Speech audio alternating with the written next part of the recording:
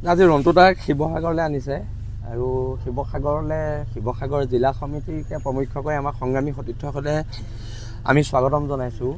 আৰু আমি আগতেও কৈছোঁ হেণ্ডকাপ আমাৰ অলংকাৰ আৰু এই অলংকাৰে আমাৰ অহংকাৰ আৰু জাতীয় জীৱনত থাকিলে এনেকুৱা কিছুমান ত্যাগ থাকিব আৰু এইখিনি ত্যাগ প্ৰত্যেকজন বীৰ লাচিত সেনা সৈনিকে কৰিবলৈ সাজু।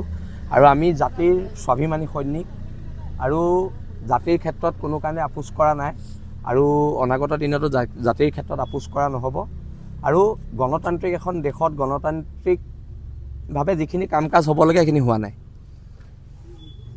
আজি ৰন্তু পানী ফুকনক যিদৰে ইখন থানাৰ পৰা এইখন জিলাৰ পৰা সিখন জিলালৈ ঘূৰাই ফুৰা হৈছে, এই কথা বতৰাবিলাক আমাৰ সহ্য হোৱা নাই। আৰু গণতান্ত্ৰিক দেশত এই কথা বতৰাবিলাক সহ্য কৰা উচিতো নহয় আৰু সেইকাৰণে ইয়াৰ বিৰুদ্ধে প্ৰতিবাদ হৈ থাকিব। আৰু আমি যিখন ন্যায় ব্যৱস্থাৰ ওপৰত বিশ্বাসী, সেই ন্যায় ব্যৱস্থাৰ ওপৰত আমাৰ এতিয়াও বিশ্বাস আছে আৰু অনাগত দিনতো এই ন্যায়িক প্ৰক্ৰিয়াটো আমি কৰি আছোঁ। ইতিমধ্যে কেইবাখনো থানাত তেখেতে জামিন পাইছে জিলাত আৰু অনাগত দিনতো বাকী সকলোতে জামিন পাব বুলি আমি আশাবাদী। ন্যায়িক ব্যৱস্থাটোৰ ওপৰত আমাৰ বিশ্বাস আছে। বীৰ লাচিত সেনা আমি জুবিনদাৰ ভাষাৰে ক'ব বিচাৰোঁ, ধুমুহাৰ হতে আমাৰ বহু যুগৰে নাচোন। আৰু বীৰ লাচিত সেনা এটা সত্তা হয়। মই আগতেও কৈছোঁ আমি ৰুটিৰ টুকুৰা নহয়, কোনোবাই ফালি আমাক দলিয়াই দিব। আৰু বীৰ লাচিত সেনাৰ সত্তাটো সদায় জীয়াই থাকিব।